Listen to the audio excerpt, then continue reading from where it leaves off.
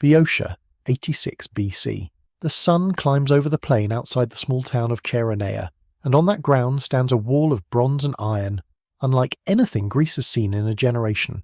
Ancient accounts place the Pontic host at as many as 120,000 men, phalanxes bristling with sarissas, 90 scythed chariots in the army, their axles fitted with long iron blades built to tear open infantry formations at speed. Across the field, a battered Roman army of perhaps 30,000 men stands in the dust, worn by months of siege, short of dependable support from home, and led by a proconsul whose political enemies in Rome have stripped him of command and declared him a public enemy. His name is Lucius Cornelius Sulla, and he is about to prove that terrain, discipline, speed, and ruthless improvisation can dismantle an empire's army in a single afternoon. Sulla would later claim that only 12 of his men were lost.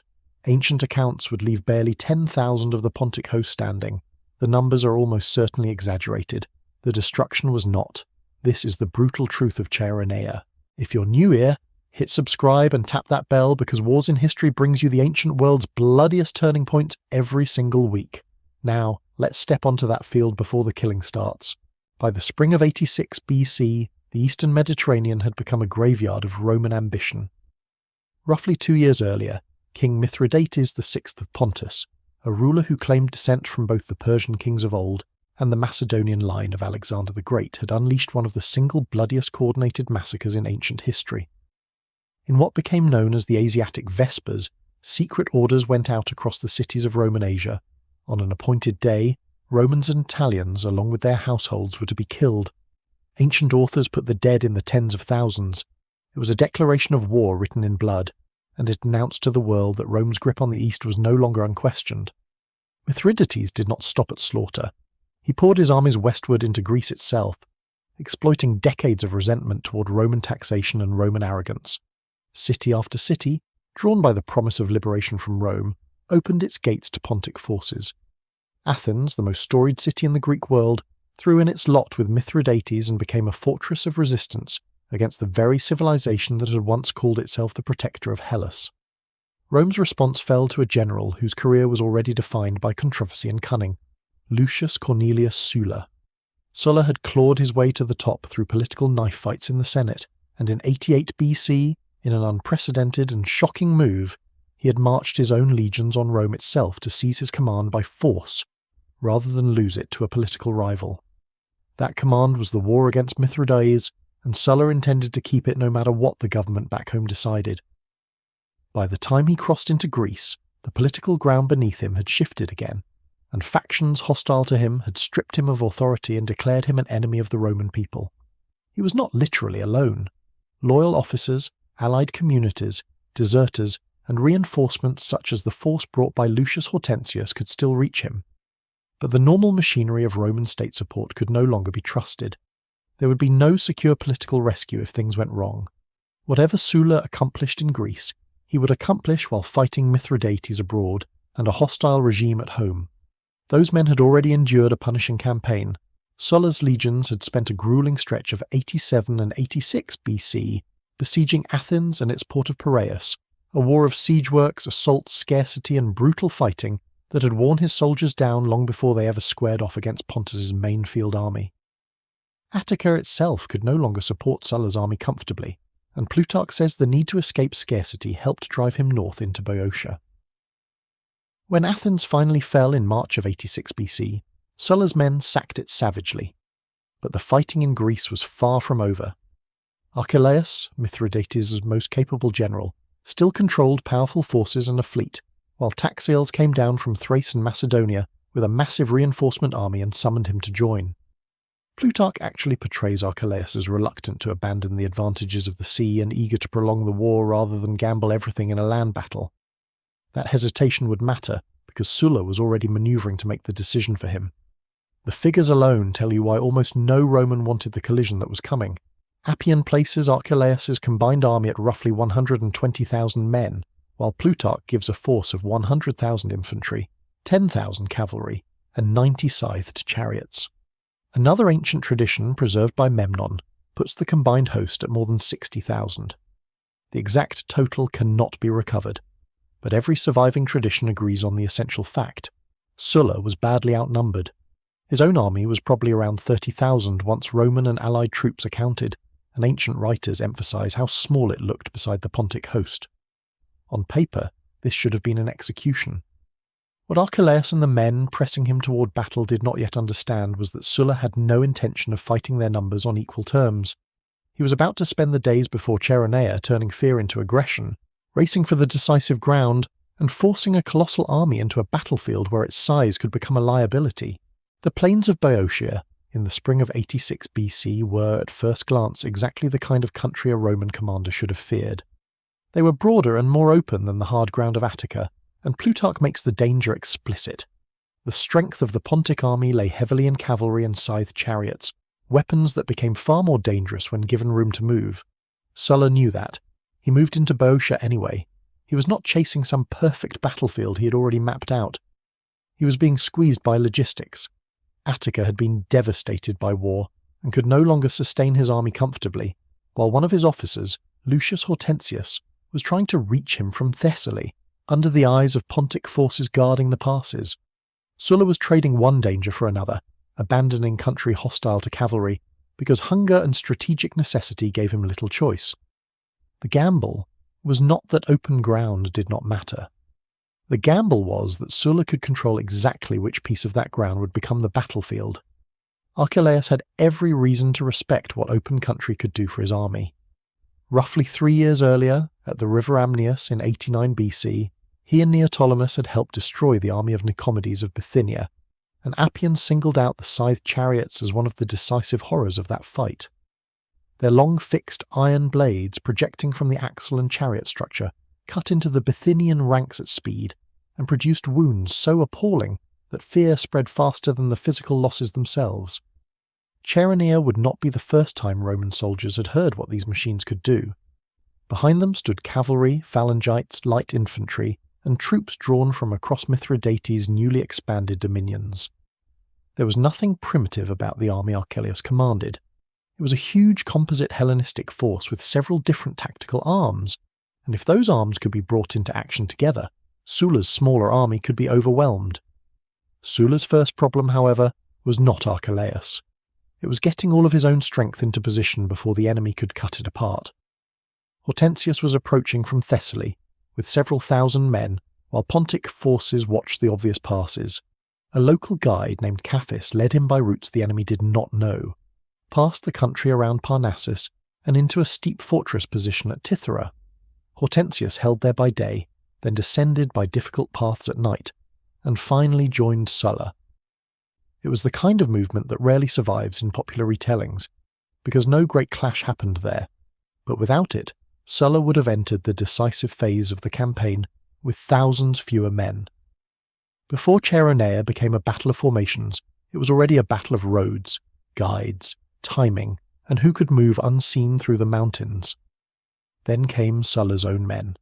After Athens and Piraeus, after hunger in the surrounding country, after months of campaigning while political enemies controlled Rome, the sheer sight of the Pontic host shook them. Plutarch describes Sulla's army encamped at a hill called Philoboetis after joining with Hortensius. From there, the Romans could see the enemy deploying across the plain. Horses, chariots, shields, flashing armour, richly coloured equipment, and the massed movement of men from many nations. The noise itself seemed to fill the air. The spectacle worked. The Roman soldiers huddled behind their defences and did not want to fight. But Roman fear produced the opposite reaction in parts of the Pontic army. Plutarch says contempt began to loosen discipline in Archelaus's camp. Men drifted away in search of plunder. Large groups scattered across the countryside, some many days' march from the main force, and nearby communities paid the price. Panopeus was destroyed, Lebadea was sacked and its oracle plundered. The enormous host that looked so terrifying from the Roman lines was already becoming harder for its generals to control precisely because so many men believed the Romans were too frightened to challenge them. Sulla, for all his ruthlessness, understood that forcing terrified troops into an immediate battle against an army several times their apparent size could destroy him before tactics ever mattered. He also understood that time was beginning to work on both armies in opposite ways. His soldiers were ashamed of their fear, while parts of the enemy were becoming careless, through confidence. So he did something colder. He worked them until battle began to look like relief. Plutarch says Sulla drove his men out to dig ditches and divert the Cephissus from its channel, giving them no respite and punishing anyone who slackened. This was real digging at Chaeronea, but its purpose in Plutarch's account was psychological as much as practical. Sulla wanted exhaustion to burn the fear out of them. Day after day, the soldiers who had shrunk from the sight of the Pontic army were bent over earthworks under a commander who showed no intention of letting them rest. On the third day, the calculation worked. As Sulla passed among them, his own men began begging him to lead them into battle. They had reached the point where facing Archelaus felt preferable to another day with the shovel. Sulla did not reward them with a speech. He pointed toward a rocky height. If they truly wanted battle, he told them, then they could prove it by taking the position that had once been the Acropolis of Parapetami. The site was a steep broken crest overlooking the waterways below, strong enough to dominate the surrounding approaches, and Sulla could already see Pontic bronze shields moving toward it. Suddenly, the digging had a purpose beyond fatigue.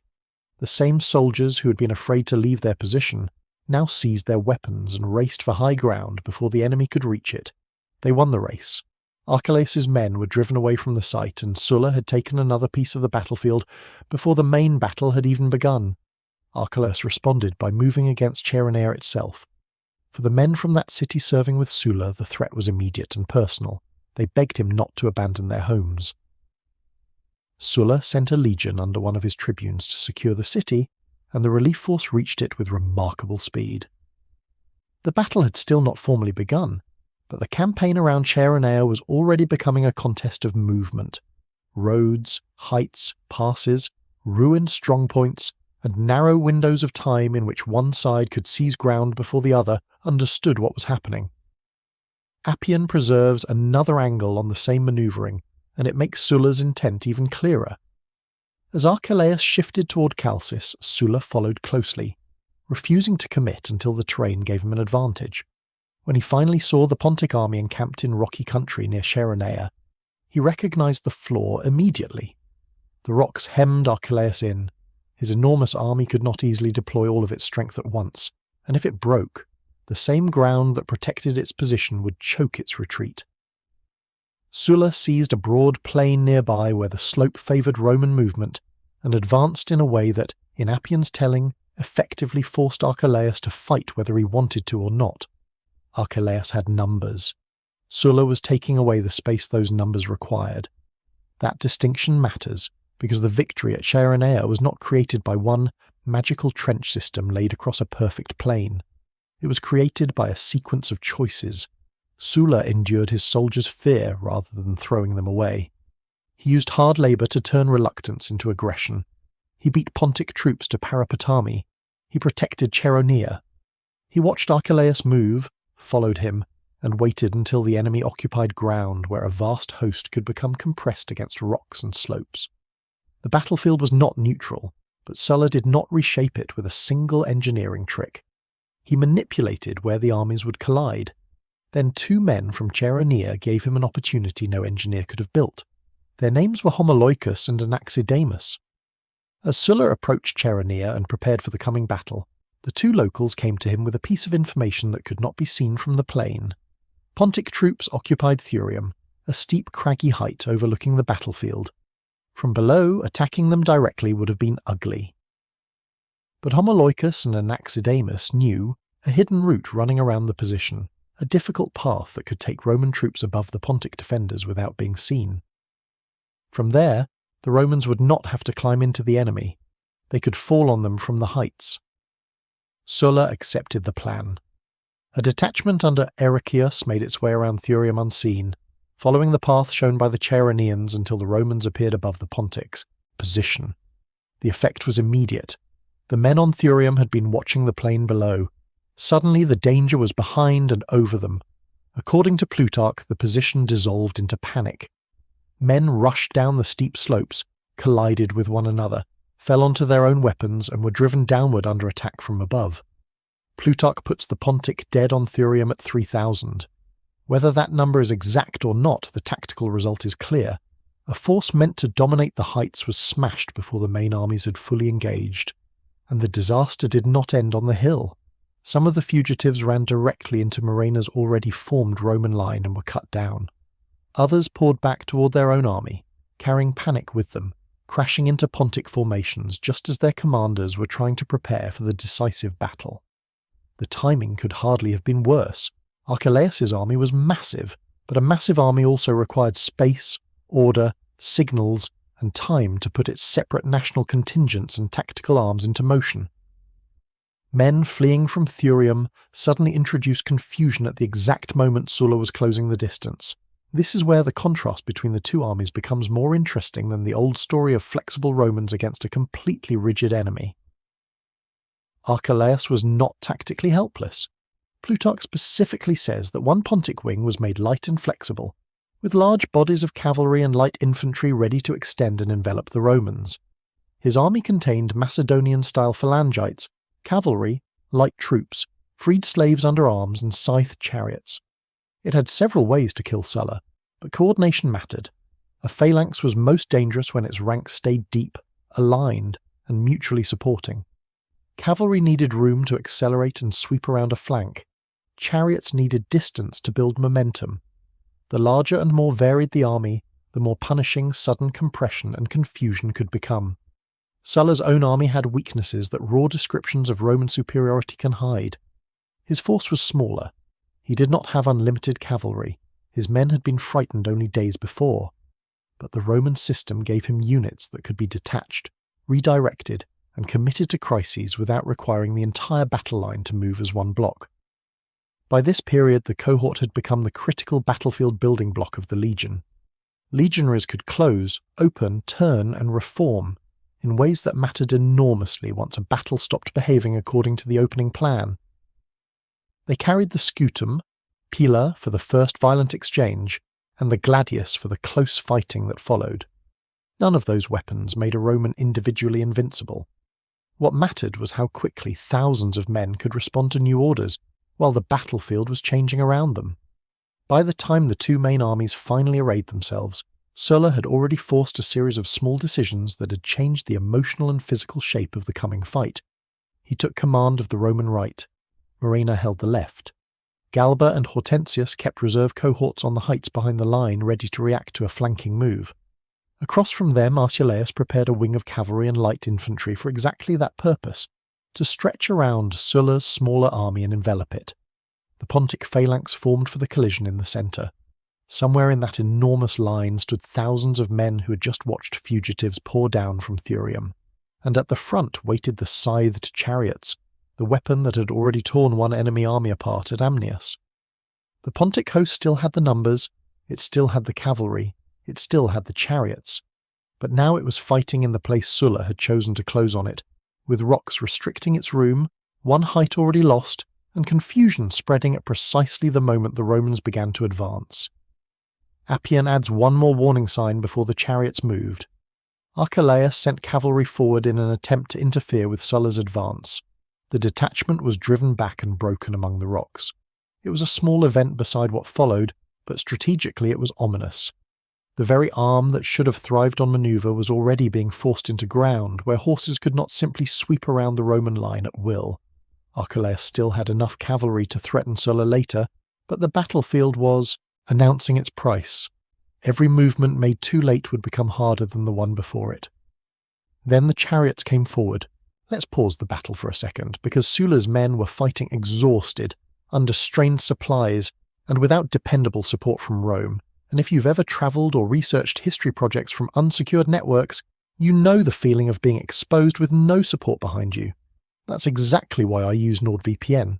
Whether I'm pulling research from libraries and archives abroad, or just working from a cafe, NordVPN keeps my connection encrypted and my data private, with servers in over 100 countries so I can access research resources no matter where I am. Unlike Archelaus's army, you don't have to leave your flanks exposed. Use the link in the description to get an exclusive discount on NordVPN and protect yourself online. Now back to the killing field at Chaeronea, where those scythed chariots are about to charge. As the two armies moved into the decisive phase of the battle, Archelaus committed the weapon that had already earned a terrifying reputation in the war. Plutarch says the Pontic army contained 90 scythed 4-horse chariots. Appian, describing the actual charge at Chaeronea, says 60 were sent forward against the Roman formation. Whatever the exact number committed in the first wave, the purpose was unmistakable. These were not ceremonial vehicles. Long fixed iron blades projected from the axle and frame, using the speed of 4 horses and the weight of the chariot to slash into dense infantry formations. At Amnius, that combination of speed, mutilation, and shock had helped break the Bithynians. At Chaeronea, Archelaus was trying to do the same thing to Rome, but something had already gone wrong before the charge reached the Roman line. The surviving ancient accounts emphasize different pieces of the failure, and together they show how completely Sulla had robbed the weapon of the conditions it needed. Plutarch says Sulla advanced so quickly after the rout from Thurium that he shortened the distance between the armies before the chariots could build a proper run. Scythed chariots depended on momentum. Give them a long course and they could strike like a moving wall of horses, wood and iron. Force them into a short start and the impact weakened dramatically. Appian, looking at the battlefield from another angle, emphasizes how Sulla's position left Archelaus fighting in cramped, awkward ground, where his huge army could not act in concert. The chariots were being launched into a battle whose geometry had already turned against them. Even so, the sight of them coming must have been difficult to ignore. Teams of 4 horses surging forward, wheels hammering the ground, long iron blades projecting from the axles, drivers trying to force speed out of a run that was already shorter than the weapon wanted. Behind them stood an army that still dwarfed Sulla's own. For the Roman front ranks, there was no guarantee that an ancient terror weapon would fail simply because their commander had planned for it. A single chariot striking a packed line at speed could still maim men, tear open gaps, and spread panic through soldiers who had to watch the next one coming directly behind it. Then the Roman line changed shape. Appian says the legionaries opened their ranks. Instead of giving the chariots a solid wall of men to strike, deliberate gaps appeared in the Roman formation. The drivers were already committed. The horses kept moving. Chariots passed through the openings, carried by their own momentum beyond the front line. And suddenly the killing machines designed to break the Roman formation were on the wrong side of it. The rearguard was waiting. Before the chariots could turn back, Appian says Roman troops surrounded and destroyed them with javelins. The exact individual deaths are lost to us, and there is no need to invent overturning vehicles or horses cutting down their own infantry to make the scene brutal. The tactical reality is already enough. A chariot was dangerous while moving fast through open space. Once it had been allowed through a gap, slowed, isolated and surrounded by disciplined infantry, throwing missiles from several directions, its strength disappeared. The same weapon meant to open the Roman line had been drawn through that line and killed behind it. Plutarch preserves a different detail, and it tells us what the failure felt like from inside Sulla's army. In his account, the first chariots came on weakly, because they had not gathered enough momentum. The Romans repulsed them, then began clapping and laughing, calling for more as though they were spectators at the races. The image is almost impossible to improve. Minutes earlier, Sulla's soldiers had been facing one of the most feared weapons in Mithridates' army. Now they were mocking it. That laughter mattered, but not because the Pontic army suddenly forgot how to fight. Archelaus still possessed cavalry, phalangites, light infantry, and overwhelming numerical depth. What changed was the emotional balance of the battlefield. The Romans had watched the first great spectacle of Pontic power fail directly in front of them. More importantly, they had watched it fail because their own formation had responded exactly as needed. Discipline was no longer an abstract promise from their officers, it had just kept them alive. Then the infantry closed. Plutarch describes the Pontic troops presenting their long pikes at full extension and locking their shields to preserve the line.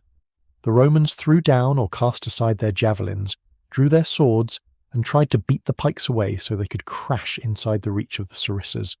This was the brutal problem at the centre of the battle. A formed pike line could be extraordinarily difficult to approach from the front. Several ranks of spear points could project beyond the first men, and every Roman trying to close the distance had to survive that forest before his gladius became useful.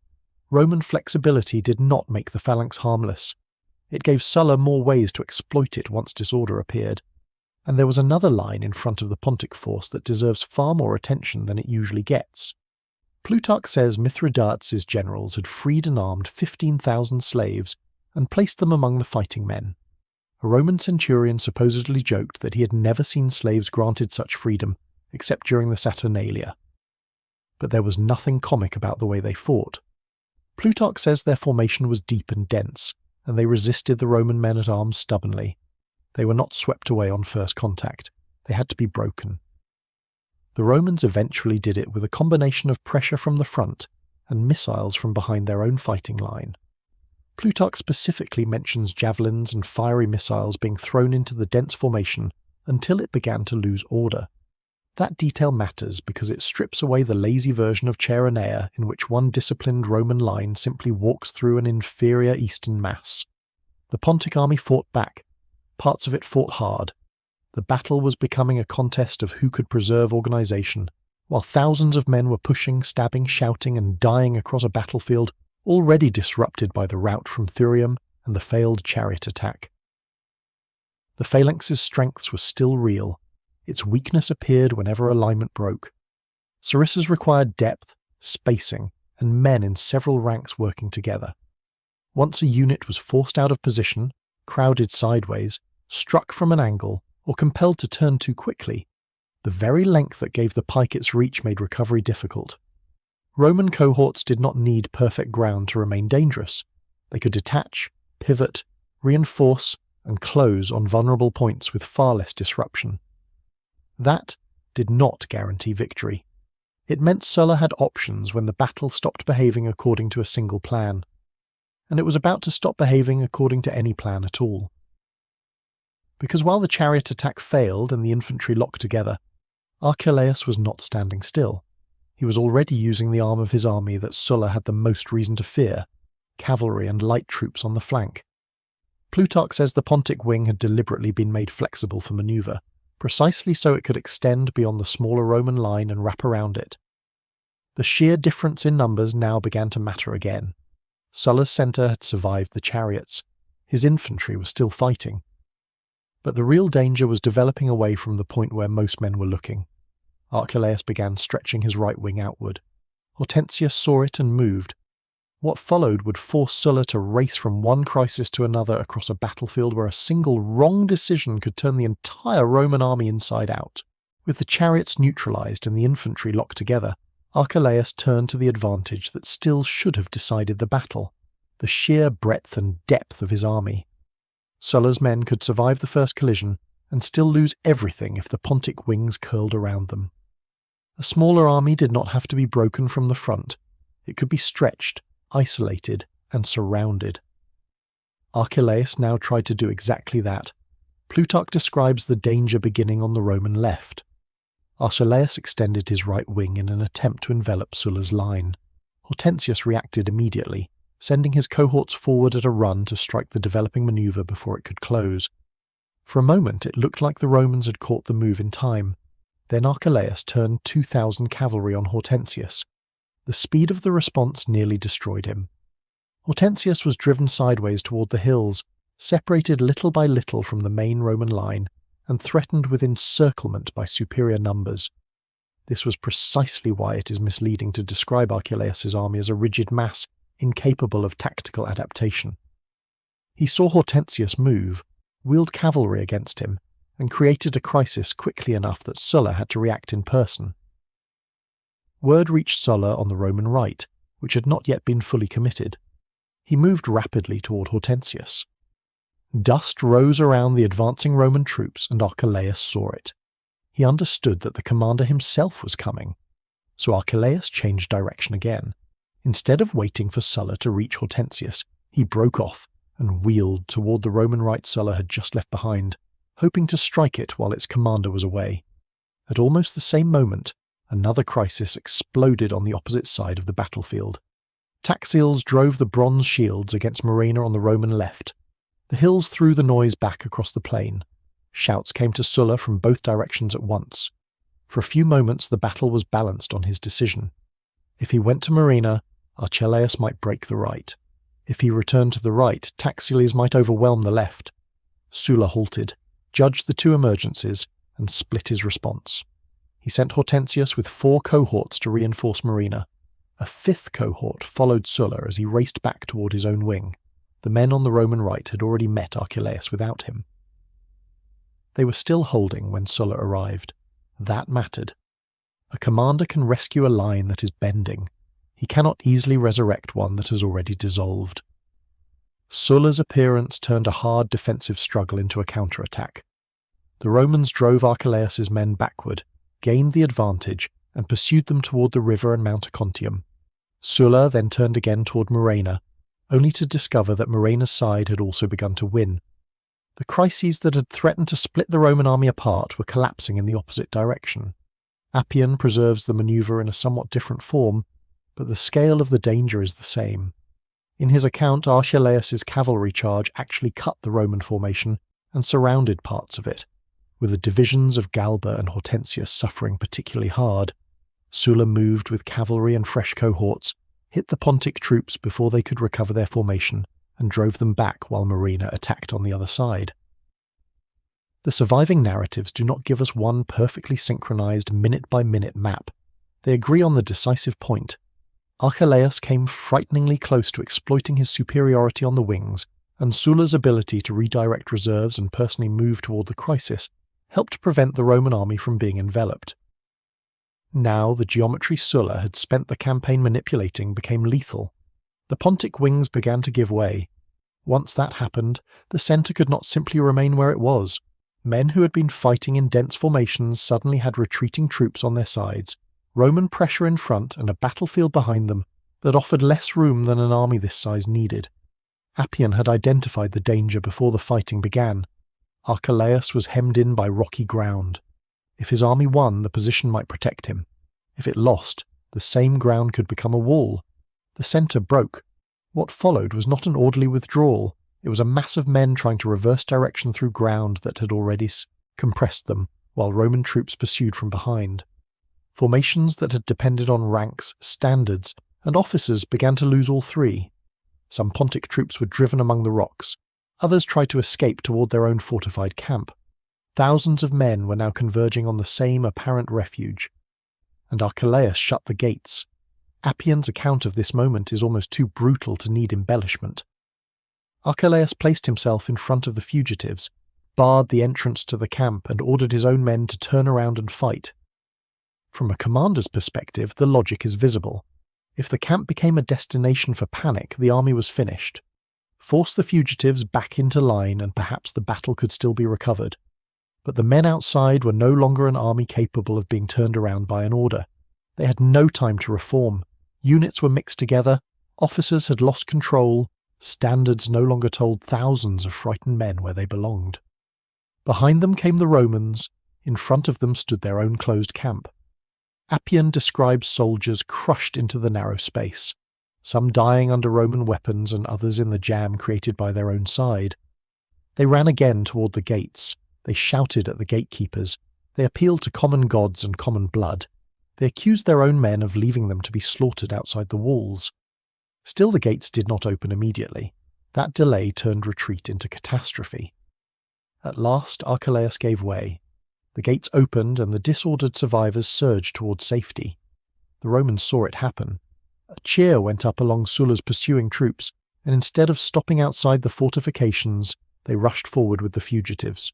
Romans and Pontic soldiers poured through the same entrances. The barrier that should have protected Archelaus's army became the final trap.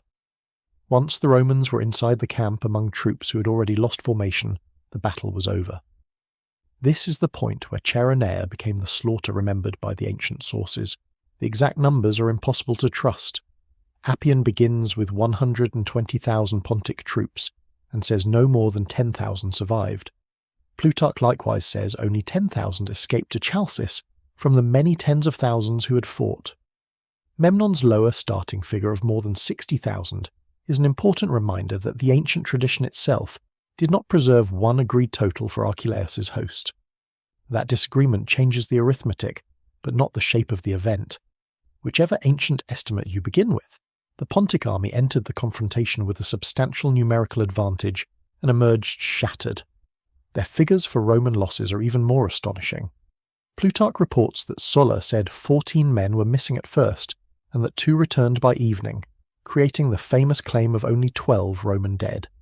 Appian gives a similarly microscopic Roman loss. Those totals almost certainly reflect exaggeration, triumphal memory, or Sulla's own self-presentation. But rejecting the literal arithmetic does not require rejecting the scale of the victory. Every surviving narrative presents Chaeronea as a crushing Pontic disaster. Archelaus himself survived.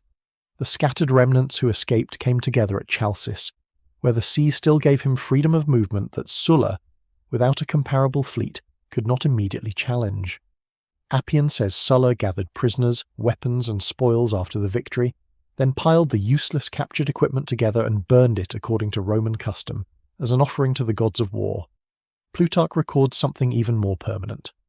Sulla raised 2 victory trophies, one on the plain where Archelaus's troops first gave way, and another on the crest of Thurium.